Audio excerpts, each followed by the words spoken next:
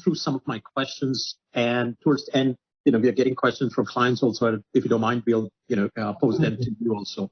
Yeah. So, Moshe, obviously you guys have grown pretty rapidly, right? Across the aesthetic space, right? At least the device-based aesthetic. And I don't want to categorize you guys as a laser company per se, but just an aesthetic device space. You guys have grown phenomenally over the last few years. What are the key pockets where y'all are seeing InMode differentiated from the rest of the pack, in the US in particular, and why so? Okay. Yeah, let's start with some history, okay? Because I'm involved in the medical aesthetic for, I don't know, maybe 25, maybe more years. Medical aesthetic started in the early 80s when the first laser device was invented for some dermatological, repairs and some dermatological treatment. And the laser treatment were developed in the 80s and the 90s, and also in the beginning of the 2000s. And basically, several laser types with different wavelengths were developed for different applications. Later on, another technology was developed, which is called IPL, intense pulse light. Intense pulse light is similar to laser, but a little bit different. Laser is one wavelength. IPL, it's a spectrum. But both of them are optical energies. Optical energy cannot penetrate deep into the skin because optical energy can penetrate 1.5 millimeters, because optical energy is observed by the pigment of the skin.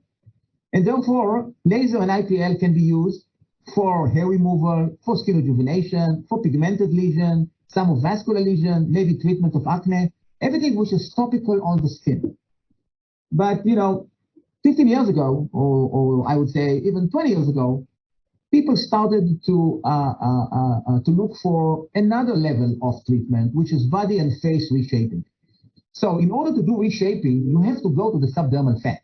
You cannot stay topically on the skin. You have to go up to 5 millimeter deep or 6 millimeter deep on the face to cover epidermis, dermis, subdermal fat. And in the body, you have to go to sometimes 3 centimeters, 30 millimeters. The only energy which is blind energy that can go any depth you want, it's an RF. And it's a conducted RF. It's electrical power. So basically, when we started this company 12 years ago, we said we want to develop a technology that will enable doctors, surgeon and non-surgeon, to use energy-based device instead of using a knife to do plastic surgery and later on gynecology, and we will continue later on to other medical communities. So instead of going to the hospital and do 3 days hospitalization, full anesthesia, and all the shortcoming of the full surgical procedure, hospitalization, etc., we develop a technology to do it with one incision point, minimally invasive, for face, body, arms, and any other part of the body, and to get surgical results in a lunchtime treatment in the doctor's office under local anesthesia. That technology was called radiofrequency assisted lipolysis.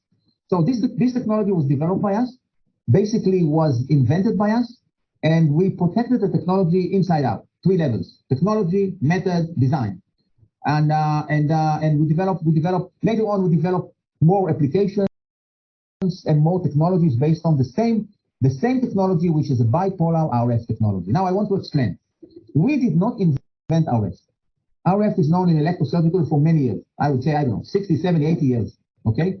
But what we have invented is a bipolar RF. What is a bipolar RF? A bipolar RF is an RF that actually flow in between 2 colors, 2 electrons. And by doing so, we know how much energy we deliver per any part of the body. We know how to measure temperature inside and outside. We know how to determine what kind of treatment we want. Do we want to melt the fat? Do we want to reposition the fat? Do we want to tie the skin simultaneously? Do we want to do it fractional and basically to create new collagen by entering the skin all the way to the 7 millimeter deep? We know how to control the technology, and basically this technology is totally different than the monopolar RF when the energies go all over the body. The last thing we wanted is the energy to go all over the body. We wanted to contain the energy between the 2 electrons. That's the technology that we developed. And with this technology, 2 years after we started to develop devices for face and body reshaping. It took us another 3 years to get it approved by the FDA because they asked and they wanted to know safety and also efficacy with more than a year follow-up. We got the FDA approval in 2016, and we started selling it this year in North America. We sold a little bit in other countries before, and we're growing since then. So that's the unique of our technology. Nobody can use it. We own it. No other technology in the medical aesthetic can do 3-dimensional treatment, not 2-dimensional, not topical, 3-dimensional treatment to do body and face reshaping. And I can tell you, Suraj, we don't have competition, and this is why we're growing so fast. So, Moshe, the intellectual property protection, it's not bipolar RF. Is it what specifically are the key mode or gating factors you'll have developed for someone else to copycat what you guys do? First of all, we have patent on the technology. Nobody can copy. I would say if somebody else, another company, will invent a new energy and develop devices and then go to a regulation process, it will take them, I don't know, 5, 6, 7 years to get to the market. By then, we will be very strong because we're running and we're growing fast. I cannot point out one element that make it successful for us. But when you put everything together, the technology, the know-how, the engineering, the product that we bring to the market, the ability to sell, the network that we build 72 countries, the regulation that we learn how to do in 72 countries, when you put all those ingredients together, you get a successful formula. It's not one element. So, Moshe, one of the things in aesthetics, and you and I have talked about this in the past also, and it is a topic that comes across, irrespective of application, right, is durability of results. So how do you all, or maybe if you could help us understand in the matrix in terms of efficacy versus durability, how does InMode stack up? What does that mean competitively? What does that mean for patient retention? What does that mean for your end customer economics? Okay. Let's start with your first question, durability. The treatment that we offer can be one treatment or multiple treatment, depend on how we deliver the energy. If we do body tight or face tight or neck tight, it's a one treatment. And the results will last similar to a full plastic surgery. Because what we do is basically what plastic surgeon is doing. Plastic surgeon using a knife. He takes the fat out, he cut the extra skin, and he stitch on the face, on the body, and whatever. We do basically the same. Our technology enables us to melt the fat with high temperature inside, suck the fat out or reposition it, and tie the skin, just to get the new shape of the face or the body, because we can control the temperature both inside and outside. We can get 65 and 70 degrees centigrade inside to melt and take the fat out or kill it. And we get 42, 43 degrees outside with a second electrode, which this is the temperature that you need in order to contract the collagen. So basically, simultaneously, you do melt fatting, skin tightening. That's exactly what plastic surgeon is doing. So there's no reason why a treatment that we do, body tight, face tight, or neck tight, will not last similar to what plastic surgeon is doing. But for those people who don't want to do minimally invasive because they are afraid of local anesthesia, we have invented another technology, which is a fractional RF. Instead of one cannula that go inside the body, we do it with pulses, with micro needling, but with fractional that can go up to 7 millimeter deep, and to treat any level in the skin, to do basically the same. So it depends on what kind of treatment you want to do. But as far as economics, let's talk first about the economics to the doctor. Okay? If a doctor buys a system today for $130,000 in the US, he usually buys it with 5 years lease package. That means that he pays $3,000, give or take, per month. Let's assume he does only 5 treatments per month. And he buys disposable for those 5 treatments, let's say another $2,000. That's $5,000 total expenses to maintain the system and 5 treatments. Usually doctors charging $5,000 for such treatment. So basically their net income is $20,000 a month. So they pay back the system in 6, 7 months. From the patient point of view, to do it in the doctor clinic, he doesn't have to pay for hospitalization. He doesn't have to pay for anesthesia. He doesn't have to pay for extra costs associated with full surgical procedure to do testing before and after and follow-up. And so the cost of such treatment for the patient is $5,000 and not $15,000. So the patient benefit as well. Interesting. Moshe, how do you define new store sales versus same store sales, or X% of your business is repeat business? How should we think about it? What is the trajectory? Because that would be clearly the most objective reflection of repeat orders and higher utilization per system. So we're a relatively young company within the arena of medical aesthetic. Although we're a separate niche, a separate category, which is body and face reshaping with minimal invasive and not a laser company. But we're relatively young. So right now I can tell you that 20% of our customers has a second machine already. So today, I would say that 75% are new customers and 25% are existing customers. Now, the existing customers do not buy the same platforms. For example, if they bought something which is Embrace only for the face and they want to start to do body, they will buy the body type. If they have extra room and they want to use hand-free device, either Evoke or Evolve for face or body, they buy it and they put it in the extra room. If they are happy with us, they will buy a second machine. In addition, we also make lasers. We have lasers, we have IPLs, we have non-invasive RF. And the reason why we do that, although we consider it as a commodity, it's because we want the doctor to buy from us as a one-stop shop. If he wants or need a complementary technology, we want him to buy it from us and not from competitors. But our business today is about 70% surgical and ablative,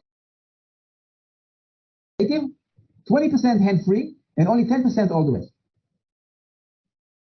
Got it. Interesting. Okay.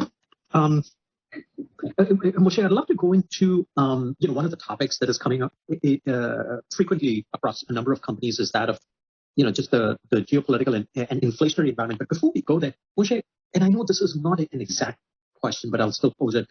Set the stage for us per machine. This is the how should I say that? Maybe per customer treatment. This is the average dollars we get. Set the stage so that we have a baseline.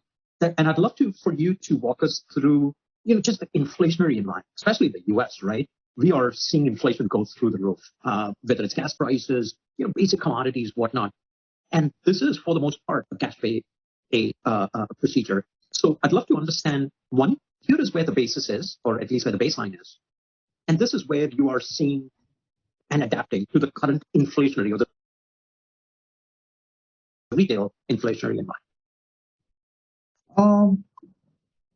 I mean, I understand the question. Basically, this year, we have decided not to raise prices. Although we saw the inflation coming in the US and other countries.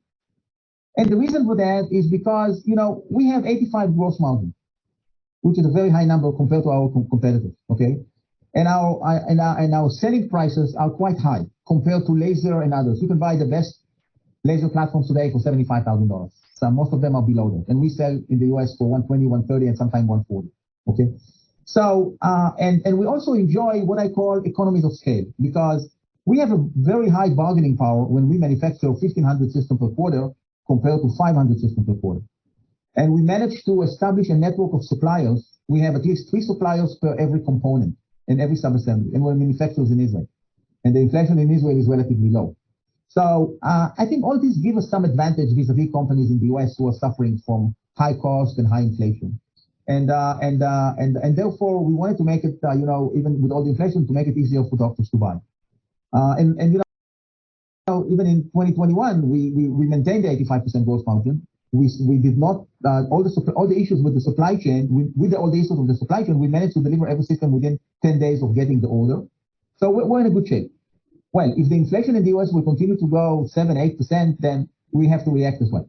It's not something that we can handle, for many years without reacting to the inflation. I don't know if the doctors will raise the treatment prices. I'm not sure they will, especially not now, the year after the COVID, maybe in the future. The cost of leasing is going high a little bit because of the inflation. So I believe that the cost per month per doctors will be higher than what we've seen in 20 and 21. But we'll see. I don't know. Interesting. So, Moshe, obviously you guys have pretty high gross margins, 85%, give or take. You'll have a favorable tax structure in Israel. But in terms of the basic components, right, the raw materials, and the components that go into building each system, are you all seeing longer lead times? Is there, I understand your ability to absorb some of the costs. I can see tactically how you're adapting. I get it. But is there, are you all seeing any weak links in the supply chain that you all would have to address sooner or later? And how are you all managing that, especially in the current environment? Yes, you're absolutely right. The price of components are going up, and sometimes you pay 10 times to get the component because of a long delivery time and shortage in some components. And you know what? Even today, when you order and they tell you 16 weeks delivery time, when you get to the delivery date, they tell you we need another 4 weeks. So basically what we have decided is, one, we maintain safety inventory of every component for at least a quarter, okay? Because today we have the money, the working capital, in order to finance higher inventory, in order to maintain that the production line will never stop. Okay, that's one thing that we do.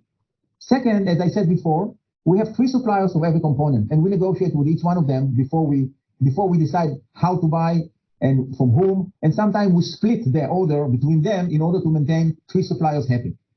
The third thing is we always have the flexibility from engineering point of view to get some replacement components. So if something is not available or something is going very high, we know how to design the system, in a week or 2 weeks and change the layout or something in order to accommodate with different components, but maintaining the same performance of the system. We have 2 facilities to manufacture, 2 main facilities for final assembly. Each one of them is doing 50%, and we have another 3 facilities to do the hand pieces and the disposables. So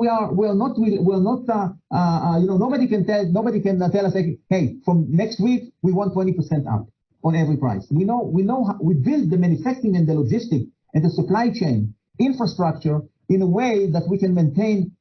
I don't want to say we don't see any raise in prices. We do, but not as much as other manufacturers.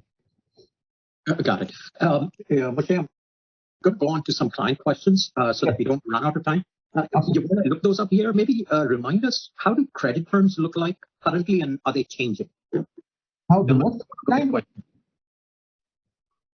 Again, regarding credit terms, it depends, obviously, if we're looking at North America or internationally. In North America, I would say that almost 80% of our business, and not only for InMode, usually in the space, is being financed by third-party leasing companies.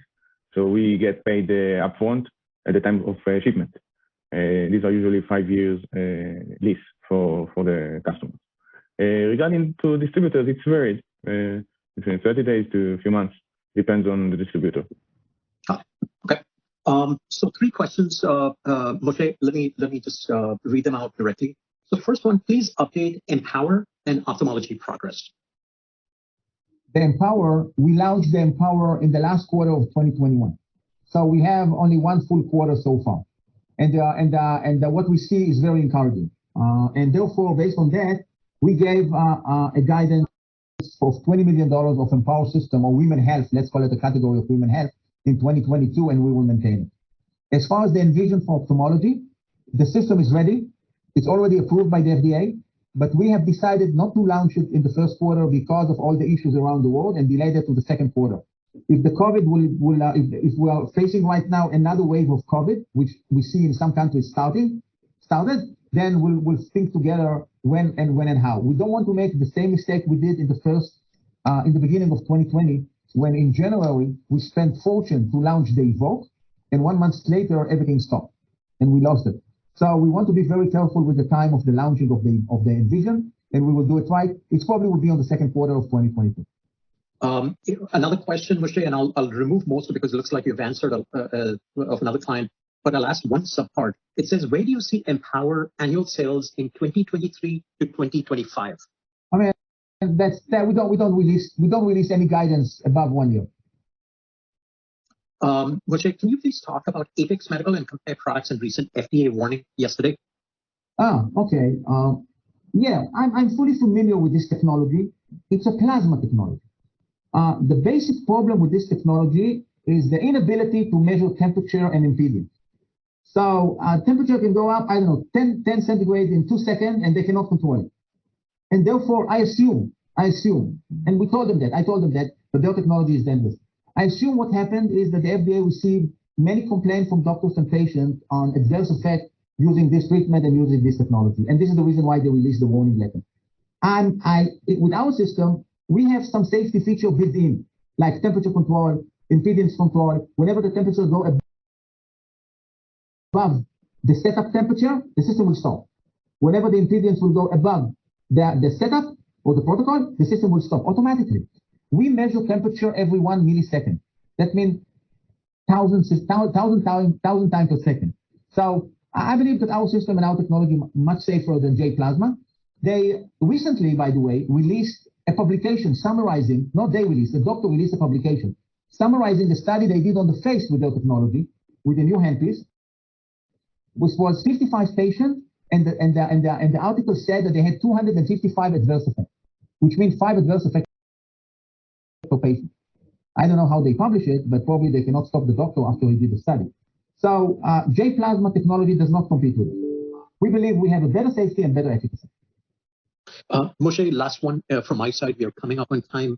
How do you, specifically for your target markets outside the US, how does some of the geopolitical issues, how are you all managing that, adapting to that, especially for your OUS and European countries?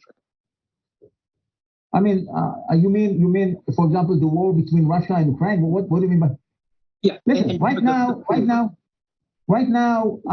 we lost the business in Ukraine. I mean, we used to have, I don't know, $1.5, $2 million from there. Not a big market for us. Russia, the problem is they cannot transfer money, so I cannot deliver them. Hopefully, it will get better sometime in the next few months, and things will go back to normal. Russia is a good market for us. Regarding other what you call geopolitical issues, we don't involve in that. So we sell in most of the countries that has a potential market there, including in the Gulf area. Although we're Israeli, but right now there is a peace treaty with the Gulf countries, so we started to sell there as well. We don't encounter with any geopolitical issues. And is it safe to say Russia is a very small component of your overall business currently? Not very small. I would say that in 2022, we wanted to do close to $10 million in Russia. In Russia. Okay, got it. Perfect. Gentlemen, looks like we're up on time. Always a pleasure to learn more about the company. Keep up the good progress, and we hope to continue this conversation in the future. We do appreciate it. Thank you very much. Thank you. Thank you, gentlemen, and thank you everyone for joining us.